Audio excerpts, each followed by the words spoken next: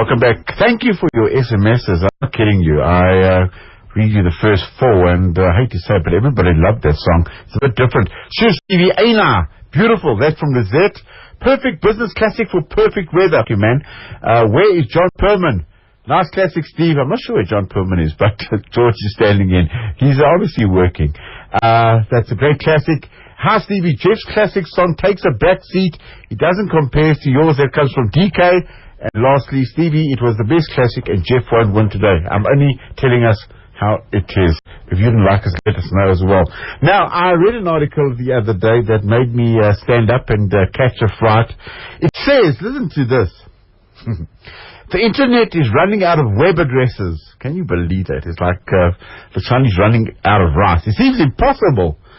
So let's speak to a man who knows more about it than me, Damien Saunders, out of Windsor in the UK, Director of Data Center and Cloud Group at Citrix. Good afternoon to you. Good afternoon, Stevie. Are we really running out of web addresses? I mean, it seems crazy. Well, so what happened is that in February, the Internet Assigned Numbers Authority gave out the last top level of address blocks to the regional bodies, so that's AFRINIC for the African continent, and they in turn will take another 3 to 6 months to assign the last addresses. After that, the Internet will need to switch to a new standard known as IPv6. Wow.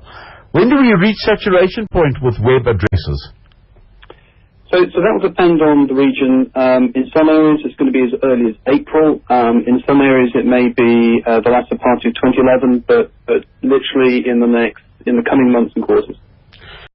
What does it cost an economy that refuses to get one's act together and go with the progress? So I think the impact is it's a good question because education on this topic's been generally poor.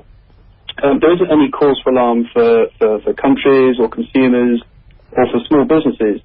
I think that anyone that fails to invest in keeping pace with change will eventually get left behind. Yeah. But for most of us, I think the migration is going to be a gradual one and passive. Wow. It's just going to be in line with the replacement of our routers and handset upgrades. I know you don't have these numbers at your fingertip, but I mean, is there any idea how many web addresses there are in the world? I mean, has that exercise ever been done? And if it hasn't, then I apologize for the question. But do you have any clue how many? Yeah, actually, funnily enough, I do have that information at my fingertips. So what's happening, Steve, is the Internet's just getting an overhaul. It's 40 years old. It's designed for moving data between universities. The original architects couldn't have imagined a world where everything would be connected from televisions to fridges. Exactly. So when they designed the language that computers use for communicating over a network, they only designed it with 4 billion addresses. And it's the last of those that were assigned last month. So the Internet's phone book has literally run out of numbers. What's happening now is we're moving to a new standard that extends this address space. And it's essentially an extended phone book for the Internet, and it's going to be so large that the new standard will give us an additional 340 undecillion addresses. So how many? It's an undecillion. Undecillion? 340 undecillion. That's 3.4 times 10 to the power of 36. Or another way of looking at it is it's an octillion addresses for every person on the planet. So it should fix the problem for the foreseeable future. That is quite that's stunning. What are we going to what are we going to do next with the Internet? Where is the next step? I mean, we've seen the Internet causing revolutions, as some say in parts of this world. Where is the next space for the Internet, or is it going to just stay like it is for a while?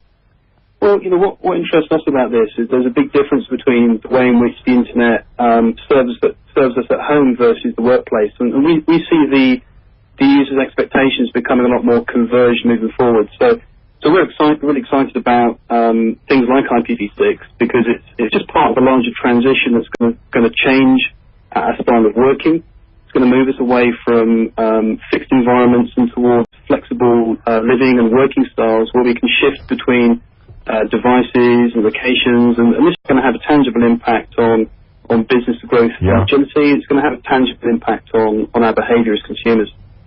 Is the Internet limited by bandwidth? It depends on whereabouts in the world you are. South Africa's, there was a report last year called the State of the Internet, and South Africa was identified as one of those countries that has average broadband speeds of less than 1 megabit per second. But really that's to be replaced by the mobile internet. So last year in your part of the world, wireless internet subscriptions jumped by 88%, and what that signifies is consumers just moving straight to wireless broadband, 3G devices, 2G devices, things like the latest generation of smartphones and tablets. All right, fascinating stuff all the way there from Windsor in the UK. Damien Sanders, Director of Data Center and Cloud Group at Citrix. Thanks so much, and I'm sure we'll be speaking to you in the not too distant future. Thanks very much. Thanks, Steve.